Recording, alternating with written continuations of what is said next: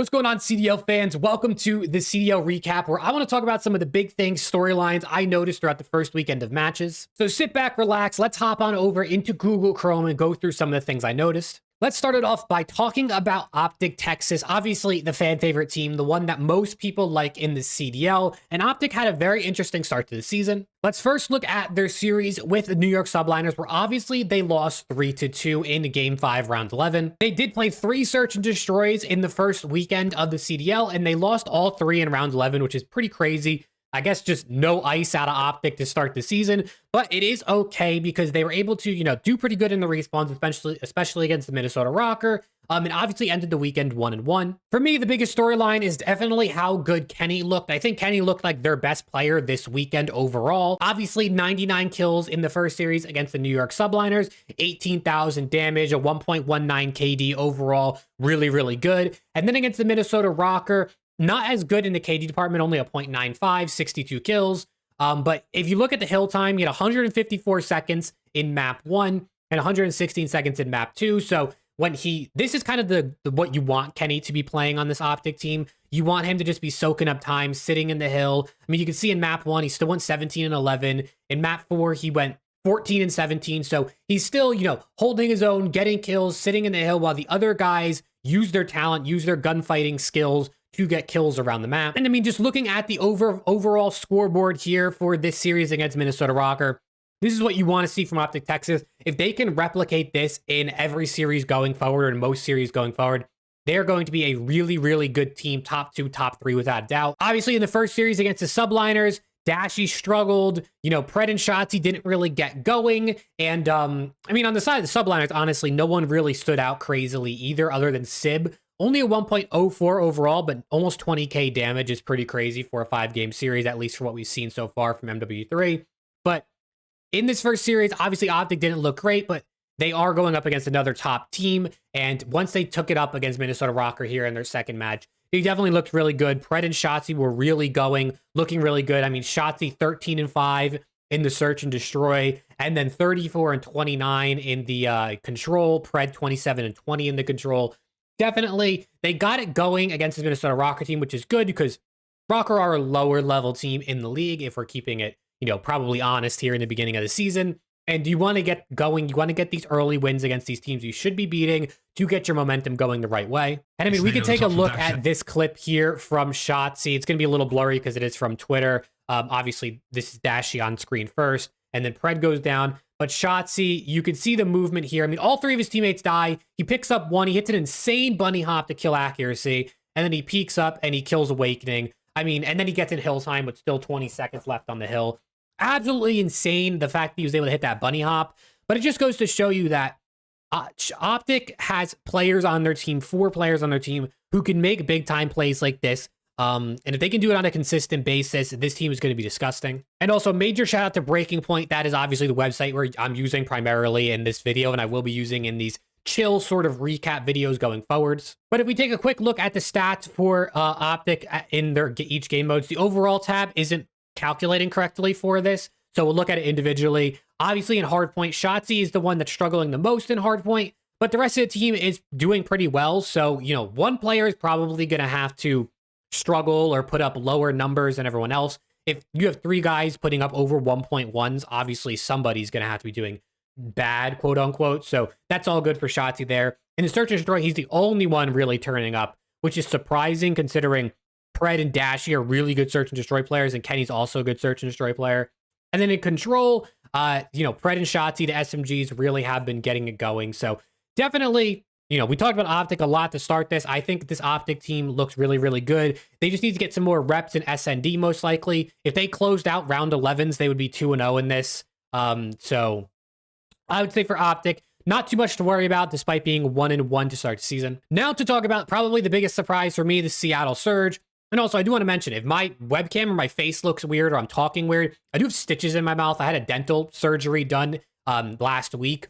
So it's a little bit difficult to talk with the stitches, and I'm supposed to avoid smiling and stuff like that to avoid ripping the stitches. So if I look weird, that's a little bit why. But let's talk about the Seattle Surge, the most surprising team by far for me. They started off their season winning 3-1 against my LA Thieves. Honestly, they looked really, really good. Most of it was on the back of Illy, who put up a 1.72, 81 kills and 47 deaths in this series. I mean, Illy just looked absolutely prime form, like best player in the league to start this the season in this first series. And then in the second series against a Boston Breach team, they also won 3-1. And in this series, it was Abuza and Arcides that did more of the higher KD numbers. But Illy, on the other hand, obviously 0.89, so down from his 1.72 he had in the series, but he still had the most damage on his team. So he was still shooting. He just wasn't finishing kills. So still being super impactful. And I think one of the things that's important to note here is the Surge beat an LA Thieves team and a Boston Breach team who most people would consider in the same tier as them, right? So the fact that they were able to beat these teams that some people even had LA Thieves, like in the Breaking Point coaches poll, had LA Thieves in the A tier,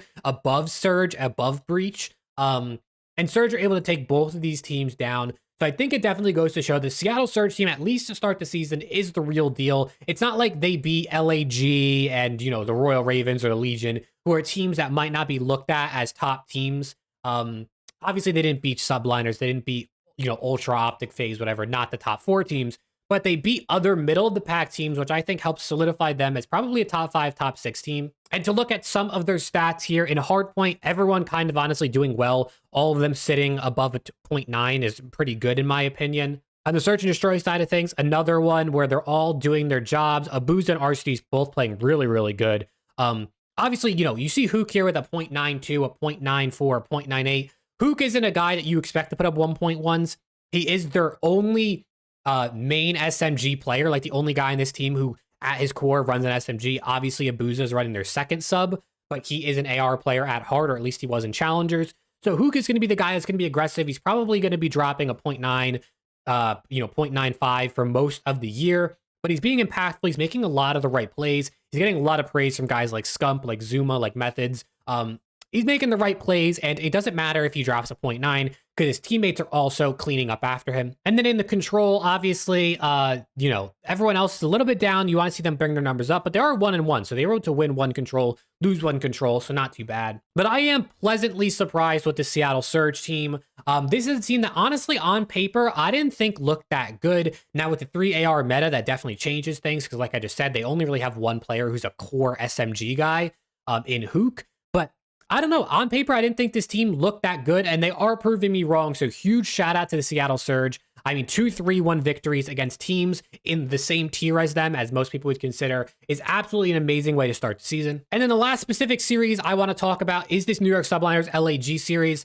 Obviously, the Subliners went 2-0. They beat OpTic. They beat LAG both in Game 5s. And then LAG is 0-2. Their first series against Ultra, they didn't really do too much. They won the Search and Destroy, but not much to talk about there. But in this series, LAG literally could have won all 5 of these maps. They absolutely threw in this first hardpoint, 250 to 248 they lost, and we'll watch that clip here in a second. 6-5 in the first Search and Destroy, 3-2 they won the control, they won the second hardpoint, and then they lost by 2 rounds in Game 5. Really, really disappointing, honestly, watching this LAG team because everyone had them as the worst team in the league pretty much starting the season.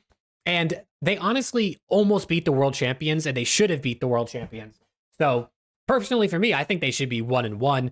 Diamond Con absolutely has looked like their best player to start the season. Assault also put in work in this second series against the Subliners. But once their SMG duo and Estriel and Fame gets going, I think this team is going to be actually a relatively good team. And the biggest thing I take away from this is honestly, even with a higher TTK and what you would consider a higher skill gap in MW3, a lot of these teams still seem to all be pretty good and all seem to be, there really isn't one team that's really, really bad or really, really good well above the rest, which I think is pretty interesting to watch. But if we look at this right here, it is 248 to 193. Kismet gets in the hill, kills Assault, stops them obviously from getting to 250. Right there is the key play. And I mean, if you look right now, you would think there's absolutely no way they should lose this. It's going to P1, which is the hardest hill on almost every map to hold, right? It's the first hill. It's right in the middle of the map. It's supposed to be mixy. We can kind of fast forward here. NYSL get in the hill, and I mean, they just kill everybody. It's just like nobody can get a kill. Assault gets one there. Everybody just continues to die. And NYSL hold down P1.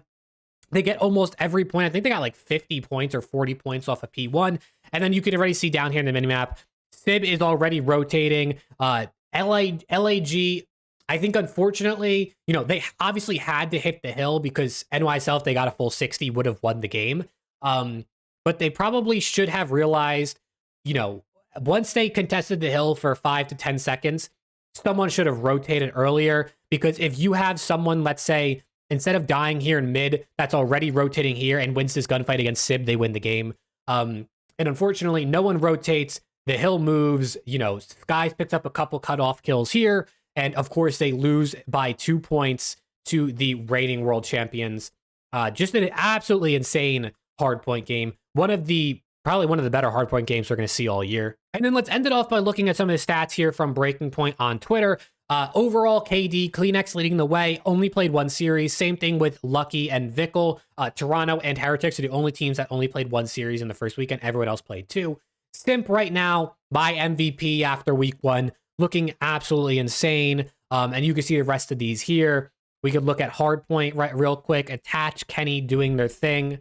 In SND, Lucky standing out well above the rest. Obviously only playing 1 map, but standing out well above the rest. Shotzi, Abuza, RCD, Simp, everyone doing really, really well. And then CleanX standing out in the control KDs. But those are my big takeaways from week 1 of the CDL. Let me know what you think about this style video. It's more chill, relax, talking about the major storylines and just a way for me to get things off my, out of my brain onto this screen for you guys to watch or listen to. And just let me know what you guys think in the comments, not only of the format of this video, but how did your favorite team do? What team surprised you the most throughout weekend 1? Any big storylines that really stuck out to you? Let me know in the comments. I want to see what you're all thinking. And yeah, with that all being said, I will see you all in the next video.